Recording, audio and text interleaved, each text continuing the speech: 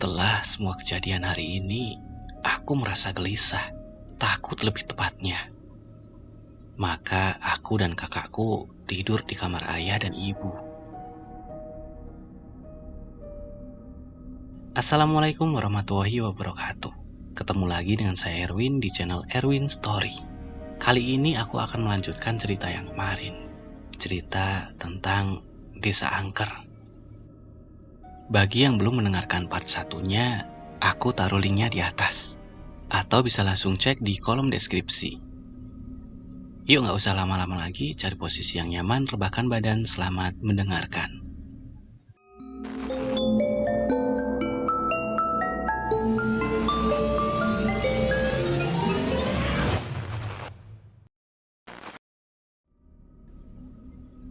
Keesokan harinya, aku dan ayah sudah siap menuju rumah Abah Sapri. Ayah dan aku berpamitan ke ibu yang sedang membersihkan meja makan sisa sarapan tadi. Kami jalan ya bu, kata ayah yang sudah menaiki motor pamanku. Kamu udah siap Arya? Sudah ya, kataku yang duduk di belakang ayah. Motor ayah melaju menuju rumah Pak RT. Kita mampir dulu ke rumah Pak RT ya. Gak enak awalnya kita kenal dari Pak RT soalnya, kata ayahku. Assalamualaikum, Pak RT. Waalaikumsalam. Ada apa nih pagi-pagi begini? Tanya Pak RT yang terlihat rapi pagi ini. Ini Pak, minta diantar lagi ke rumah Abah Sapri. Penting sekali soalnya, kata ayahku. Oh iya, ayo langsung aja. Saya juga mau ke rumah Pak RW. Gak jauh rumahnya dari Abah Sapri, kata Pak RT yang langsung menghidupkan motornya. Dibawa saja motornya Pak. Kami langsung menuju rumah Abah. Sesampainya di rumah Abah yang penuh nuansa mistis itu, kami kembali berjumpa dengan Abah Sapri dan langsung mempersilahkan kami masuk. Ayah menceritakan semua kejadian yang keluarga kami alami. Nampak Abah Sapri mendengarkan dengan serius sambil mengangguk-anggukkan kepalanya. Begitu ya. Malam ini saya akan ke rumah kalian. Saya akan coba dialog dengan dia, kata Abah. Sekarang kalian pulanglah. Dan kalau nanti kalian keluar rumah, usahakan sudah sampai rumah sebelum gelap, lanjut Abah kepada kami. Setelah memberikan amplop kepada Abah, lagi-lagi Abah menolak. Dan kali ini ayah langsung memohon agar Abah kembali menerima pemberian ayah. Tolonglah Abah, ini benar-benar ikhlas. Mohon diterima, kata ayah. Dengan berat hati, akhirnya Abah menerima pemberian ayah. Lalu kami berpamitan. Dan di pertigaan jalan, Pak RT memberhentikan laju motornya. Pak, saya mau ke rumah RW dulu ya. Bapak langsung pulang saja gak apa-apa, kata Pak RT.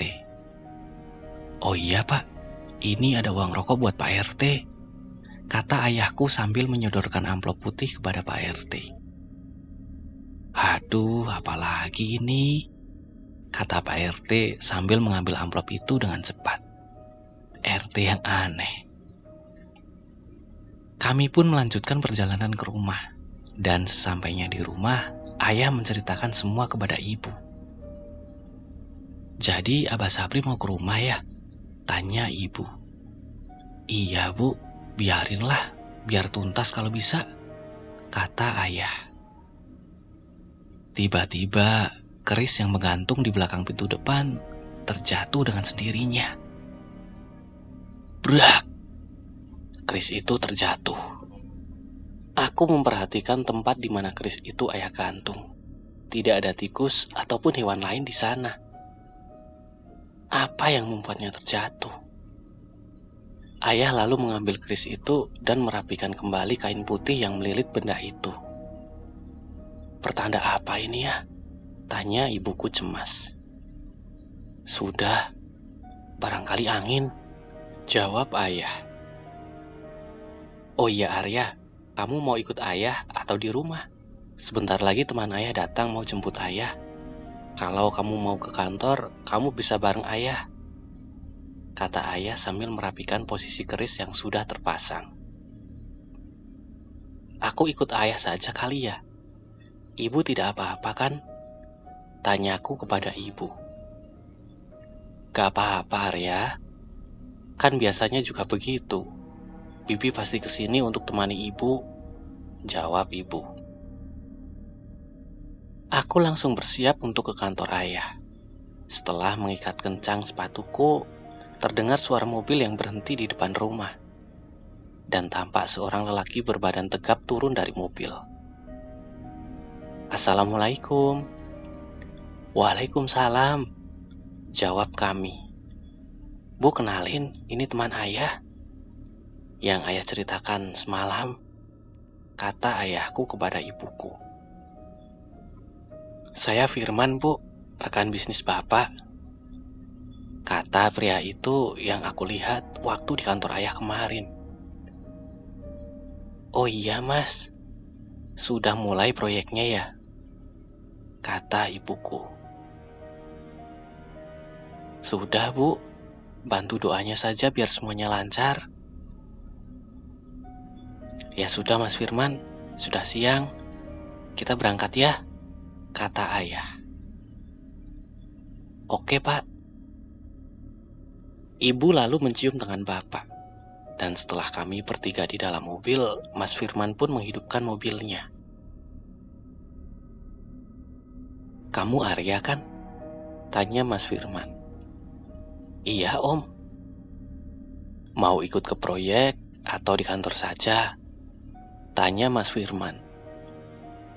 Belum sempat aku menjawab, ayah memotong pembicaraan. Di kantor saja Man, lagi kurang fit soalnya. Nanti kita mampir ke kantor dulu. Sekalian ada beberapa berkas yang harus dibawa, kata ayah. Oke Pak, kata Firman menutup percakapan. Dia kembali fokus mengendarai mobil, melewati jalan yang biasa aku lewati.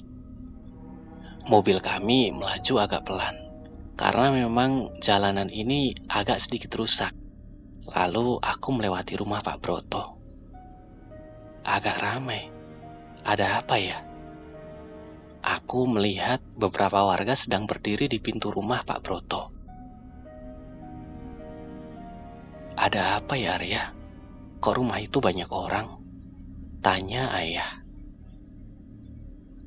Itu rumah Pak Broto, Pak. Penggali makam sekaligus penjaga makam di sini.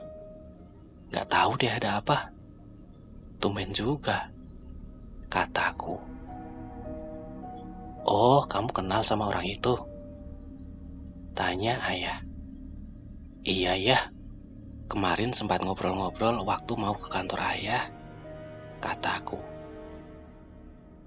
Karena dirasa kurang kenal juga, aku tidak terlalu menghiraukan apa yang terjadi di rumah Pak Broto.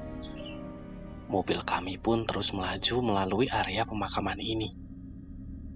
Sesampainya di kantor, ayah dan Firman langsung masuk ke dalam. Sedangkan aku pergi ke warung samping kantor ayah untuk istirahat sebentar dan memesan kopi. Tidak lama berselang, ayahku keluar dari kantor dan menghampiriku yang sedang asik menikmati secangkir kopi susu. Arya, ayah dan Mas Firman mau keluar dulu ya. Nanti sekitar jam 3 kami balik ke kantor lagi buat jemput kamu pulang, kata ayah. Baik ya, hati-hati di jalan, jawabku sambil kembali menyalakan rokokku. Ayah lalu masuk ke dalam mobil, dan Mas Firman menganggukkan kepala kepadaku. Kami jalan ya Arya, kata pria itu. Iya Mas Firman, hati-hati, jawabku. Aku kembali menghisap rokokku, sambil memikirkan semua kejadian di kampung itu. Kenapa harus aku sih? Kenapa juga kakek bunuh orang itu? Tiba-tiba seorang gadis muda menghampiriku. Dia adalah Irma, bagian admin di kantor ayah. Mas Arya, tadi Bapak bilang Mas Arya disuruh istirahat aja. Kalau memang jenuh, Mas Arya bisa pulang duluan nanti, kata gadis itu sambil memesan minuman. Oh iya Mbak, terima kasih, tapi saya tidak apa-apa kok, jawabku. Irma seakan tidak memperdulikanku dan masih setia menunggu mamang warung yang sedang membuatkan es kesukaannya. Setelah mamang warung itu memberikan pesanan Irma, matanya nampak berbinar-binar. Makasih ya, Mang, kata wanita itu. Duluan ya Mas Arya, katanya sambil berlalu dan kembali ke dalam kantor. Iya Mbak. Setelah menghabiskan beberapa batang rokok dan satu gelas kopi, aku masuk ke kantor ayah. Nampak Mbak Irma sedang asik mengetik keyboard yang berada di atas meja kantornya. Matanya terus memandang layar komputer dengan serius. Serius amat kerjanya, pikirku dalam hati. Aku terus melangkahkan kakiku menuju lantai 2 di mana ruang kerja ayah berada. Nampak sebuah meja kantor lengkap dengan komputer dan peralatan menulisnya. Ayah benar-benar seorang pekerja keras. Mungkin jika aku yang ada di posisi ayah, tidak tahu harus bagaimana ketika mengalami kebangkrutan seperti ini. Menit berganti menit, jam berganti jam. Aku melihat jam dinding telah menunjukkan pukul 4 sore. Harusnya ayah sudah di kantor sekarang. Kemana ayah? Aku lalu menelpon ayah. Halo ya? Iya Arya, ayah masih di proyek. Lagi sibuk banget di sini. Kamu pulang duluan aja ya. Lalu aku menjawabnya. Nanti ayah langsung pulang kan? Kan Abah Sapri mau datang. Iya nak, sehabis ini selesai, ayah langsung diantar pulang sama Mas Firman, jawab ayahku. Baik ya, ya udah aku duluan ya. Assalamualaikum. Waalaikumsalam. Hati-hati ya, jawab ayah. Lalu setelah menutup telepon, aku turun dan bersiap untuk pulang. Kembali terlihat Irma sedang berada di warung samping kantor. Mbak Irma, aku pulang duluan ya, kataku. Iya Mas Arya, hati-hati, jawab Mbak Irma. Aku menyeberang jalan menuju barisan angkot yang sedang ngetep. Setelah beberapa lama menunggu, akhirnya angkot pun jalan. Namun di tengah perjalanan, jalan yang kami lewati terlihat macet. Kok tumben sih? Pikirku dalam hati. Karena tidak biasanya jalan yang sepi ini macet. Dan setelah hampir 1 jam dalam kemacetan, aku pun tahu penyebabnya. Sebuah truk besar mogok dan berhenti di tengah jalan. Terlihat beberapa orang sedang sibuk mengotak-atik mesin di mobil itu. Suara klakson saling bersaut-sautan. Seorang polisi yang ada di tempat kejadian pun terlihat kewalahan menghadapi para pengguna jalan yang marah-marah. Angkot pun melaju setelah melewati kemacetan itu. Bisa sampai malam nih di jalur neraka itu. Gerutuku dalam hati. Langit sudah gelap, dan bulan pun terlihat sombong menggantikan posisi matahari. Angkotku tiba di ujung jalan desa. Aku sedikit ragu untuk menembus jalur itu. Dengan mengumpulkan segenap keberanian dalam diriku, aku pun berjalan memasuki jalur itu. Semakin lama, semakin cepat langkahku.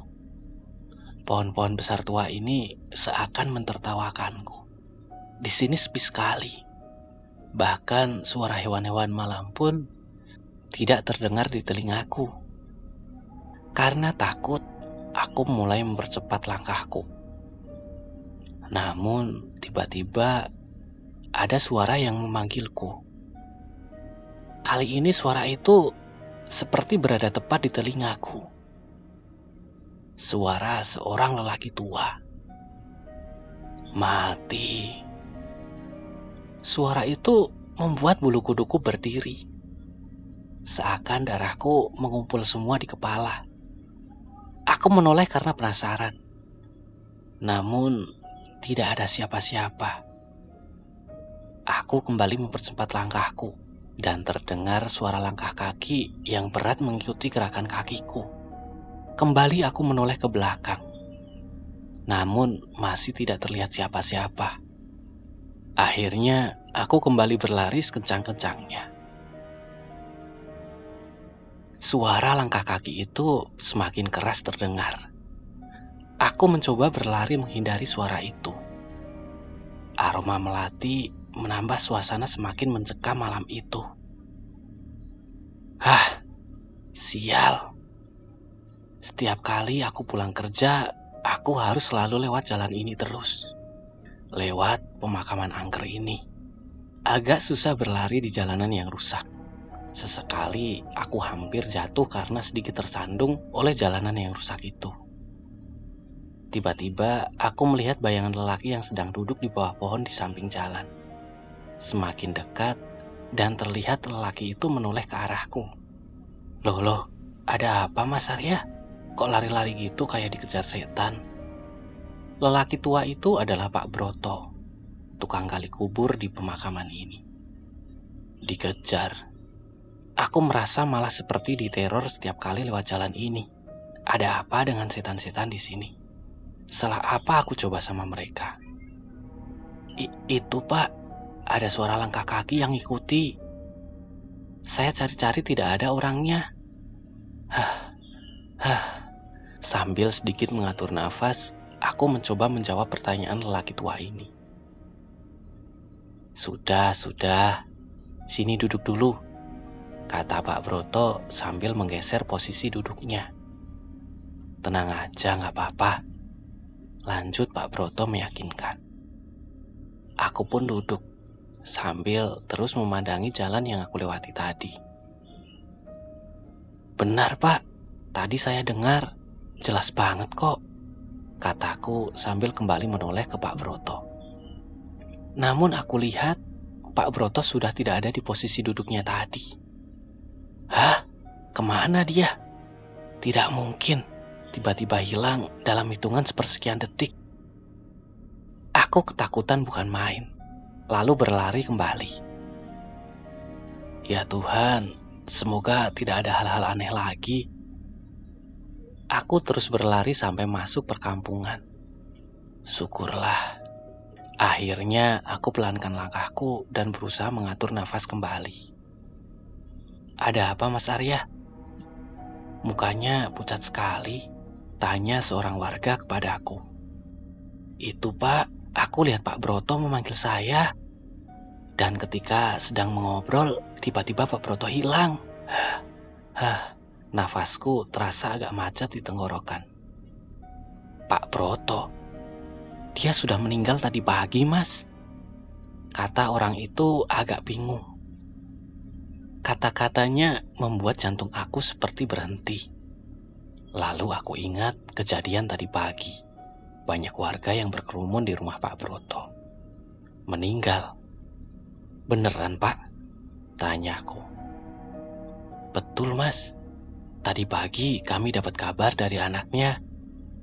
Pak Broto jatuh di kamar mandi dan mengalami pendarahan di bagian kepala. Jawab orang itu.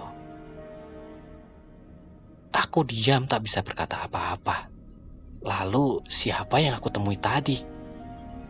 Apa jangan-jangan... Mas Arya. Orang itu memanggilku sambil menepuk pundakku. Oh iya Pak, saya pulang dulu ya Pak, kataku yang baru sadar dari lamunan. Aku lalu berjalan pulang. Dari jauh, aku mencium aroma kemenyan. Dan ketika sudah sampai di depan rumah, terlihat dari balik jendela depan, Abah Sapri sedang ngobrol dengan orang-orang di rumahku. Aku masuk dan semua memandang ke arahku. Ada ibu, paman, bibi, dan tentu saja Abah Sapri yang sesekali menaburkan kemenyan ke atas gerabah. Aku menceritakan pengalamanku kepada mereka. Abah Sapri terus memandangiku tajam. Kamu mandi saja dulu, ayah sebentar lagi pulang, kata ibuku. Kita harus cepat memulai ritual ini. Suamimu harus cepat sampai sini, kata Abah Sapri kepada ibuku. Setelah selesai mandi dan mengganti pakaian, aku kembali menuju ruang tamu untuk berkumpul bersama ibu, paman, bibi, dan Abah Sapri. Tak berapa lama, kakakku terlihat berjalan keluar kamar dan bergabung dengan kami. Ibu nampak sedikit cemas, dan sesekali Abah Sapri memejamkan matanya. Entah apa yang dia lakukan. Obrolan kami masih seputar peristiwa yang selama ini mengganggu aku dan keluargaku. Assalamualaikum, terdengar suara ayah dari balik pintu. Waalaikumsalam. Loh, ayah tidak diantar Firman? Tanya ibuku sambil mengambil jaket yang baru saja ayah lepas. Tadi aku diantar sampai warung depan, Bu. Sekalian beli rokok. Loh, Abah sudah dari tadi, Bah? Tanya ayah yang langsung duduk di samping pamanku. Abah Sapri hanya menganggukkan kepala dan kembali memejamkan mata. Bisa kita mulai sekarang? Kata-kata Abah Sapri membuat jantungku berdebar kencang. Seperti apa ritualnya nanti? Apa yang bakal terjadi selanjutnya? Apa roh dukun itu akan datang dan kembali mengamuk? Abah membuka teko yang berisi air di atas meja, lalu memejamkan matanya sambil membaca mantra-mantra. Setelah selesai, Abah menuang air dalam teko itu ke setiap gelas di atas meja. Minum ini, takut badan kalian dimasuki oleh dia, kata Abah Sapri. Tanpa menunggu aba-aba, kami langsung meminum air tersebut sampai habis. Lalu Abah berjalan ke pintu depan yang masih terbuka. Setelah menutup pintu, Abah memerintahkan kami semua untuk duduk di lantai. Abah mengambil gerabah yang sedang mengeluarkan asap di atas meja, lalu duduk di lantai dan menaruh gerabah itu di depannya. Posisi dudukku pas berhadapan dengan Abah. Jadi sesekali asap kemenyan itu singgah di mataku dan membuat mataku sedikit perih. Aku coba hiraukan dan kembali memperhatikan gerak-gerik Abah. Dengan mata terpejam, terlihat sesekali tangannya memutar sambil mulutnya terus membaca mantra-mantra. Tiba-tiba, aku mendengar suara gelas terjatuh. Prak! Kami semua kaget dan menoleh ke arah itu. Nampak pecahan-pecahan beling berserakan. Bagaimana gelas yang tadinya di atas meja itu terjatuh? Kalau memang mejanya digoyang, kenapa hanya satu gelas yang jatuh? Tidak ada kucing atau hewan lain di dalam ruangan ini. Siapa yang menjatuhkan? Ketika ibu hendak membersihkan pecahan gelas tadi, terdengar suara Abah yang agak sedikit serak. Jangan, biarkan saja. Tetap duduk di tempat kalian, apapun yang terjadi. Ibu agak sedikit kaget dan kembali ke posisi duduknya. Nampak tangan ayah mengusap pundak ibu yang sudah kembali ke posisi duduknya. Kami semua kembali fokus dan terus memperhatikan Abah yang masih memejamkan mata. Tiba-tiba, suara Abah terdengar berbeda sekali di telingaku. Masih serak, namun lebih berwibawa. Suara itu seperti berbicara dengan sesuatu yang tidak kami lihat. Lalu Abah mengeluarkan keris pusakanya. Sebuah keris yang aku lihat waktu pertama kali ke rumah Abah. Oh, begitu maunya, kata Abah. Abah kemudian menempelkan keris itu di keningnya. Dan seketika udara dipenuhi aroma minyak misik. Lalu aku seolah merasakan hawa di ruangan ini tiba-tiba menjadi panas. Dan tanpa terasa, keringat menetes dari wajahku. Aku coba kembali fokus dan duduk diam dengan tenang sambil terus memperhatikan Abah, yang nampak tidak bergerak dengan posisi keris masih menempel di keningnya. Sesekali tubuhnya bergetar dan bergoyang ke kiri dan ke kanan. Lalu terdengar suara dari langit-langit rumahku. Suara gaduh, keras sekali. Kami semua menengok ke atas seolah mencari tahu penyebab suara berisik itu. Karena tidak mungkin juga kucing atau tikus penyebabnya. Suara yang terdengar itu begitu keras sekali. Karena mengingat pesan Abah untuk tetap duduk, kami semua mencoba untuk tenang. Tiba-tiba badan Abah bergetar hebat. Dan dari mulut Abah, nampak darah kental mengalir sampai ke dagu. Walaupun sedikit, namun tetap membuat kami, terutama aku, menjadi khawatir. Ada apa dengan Abah? Apa yang sebenarnya terjadi? Abah terus berkonsentrasi penuh, sambil terus menempelkan keris di keningnya. Posisi duduk Abah kini berubah. Dari bersila, nampak Abah menekuk kaki kanannya ke atas, dan kaki kiri menekuk ke samping untuk menompang badannya. Tubuhnya masih bergetar, dan sesekali Abah mengeluarkan suara-suara seperti menahan marah. Lalu tanpa aku sadari, aku melihat keluar jendela. Dan nampak sosok nenek-nenek yang aku lihat di makam kemarin melotot marah kepadaku. Dengan wajahnya yang sangat pucat, dia membuka mulutnya lebar-lebar seakan hendak memakanku. Aku kaget bukan main. Lalu ayah menarik punggungku ke arah pangkuannya. Aku sangat ketakutan waktu itu. Ibu yang duduk di samping ayah pun mengusap-usap kepalaku. Aku masih menutup wajahku di pangkuan ayah. Waktu seakan berjalan lambat malam itu. Dan setelah beberapa lama, terdengar suara Abah yang telah selesai dengan ritualnya. Sudah, ini harusnya sudah berakhir, kata Abah Sapri sambil kembali merapikan keris pusakanya. Maksudnya bagaimana, Bah? Tanya ayahku.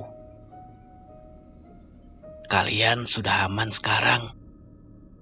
Dia tidak mungkin lagi berani mengganggu kalian, kata Abah.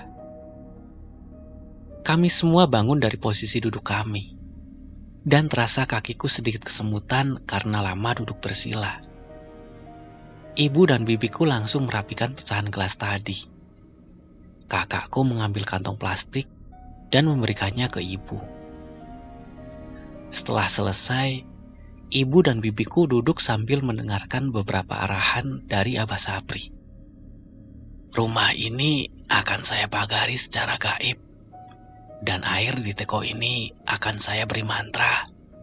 Nanti gunakan air ini untuk mandi kalian semua, kata Abah. Abah lalu keluar rumah dan berjalan ke belakang rumah kami.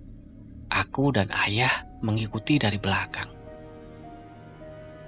Setelah sampai di halaman belakang, Abah menggali sedikit tanah dan memasukkan bungkusan hitam sebesar kepalan tangan orang dewasa. Aku tidak tahu apa yang ada di dalam bungkusan itu. Setelah benda itu ditanam, Abah menguruknya dan membaca beberapa mantra. Abah lalu berdiri dan kembali berjalan ke depan rumah. Aku dan ayah terus mengikuti langkah Abah. Setelah sampai depan rumah, Abah lalu izin untuk pamit kepada kami. Ya sudah, Abah rasa ini sudah cukup. Abah izin pulang ya, kata Abah. Oh iya, Bah, terima kasih banyak sekali atas bantuan Abah kepada keluarga saya, kata ayahku. Ibu, Malik, ini Abah mau pulang, kata ayahku memanggil ibu dan pamanku. Oh iya ya, hati-hati di jalan ya, Bah, kata ibuku yang sudah berada di luar rumah. Abah mau diantar saya? Tanya pamanku. Boleh kalau tidak merepotkan, jawab Abah. Loh, tadi Abah kesini naik apa, Bah? Tanya ayahku. Tadi Abah diantar anak Abah, jawab Abah. Oh ya, ini ada sedikit untuk Abah. Sekedar ucapan terima kasih kami. Mohon diterima ya, Bah, kata ayahku. Abah lalu menerima amplop pemberian ayah. Dan terlihat pamanku sudah menghidupkan motor dan bersiap untuk mengantarkan Abah. Gak apa-apa kamu, Lek? Tanya ayahku kepada paman. Iya mas, gak apa-apa. Saya kan memang orang sini. Tenang saja. Mari, Bah, kata pamanku. Abah lalu naik ke motor paman. Dan mereka pun pergi. Semoga benar kata Abah.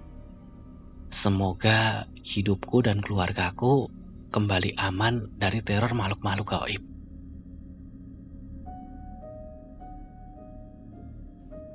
Terima kasih yang sudah mendengarkan cerita ini. Cerita ini belum selesai. Kelanjutannya ditunggu di part 3 ya. Soalnya masih lumayan agak panjang. Jadi kalau aku satuin di sini kayaknya terlalu panjang. Oke, terima kasih. Jangan lupa like, share, dan subscribe ya. Saya Erwin, sampai ketemu di cerita selanjutnya. Terima kasih.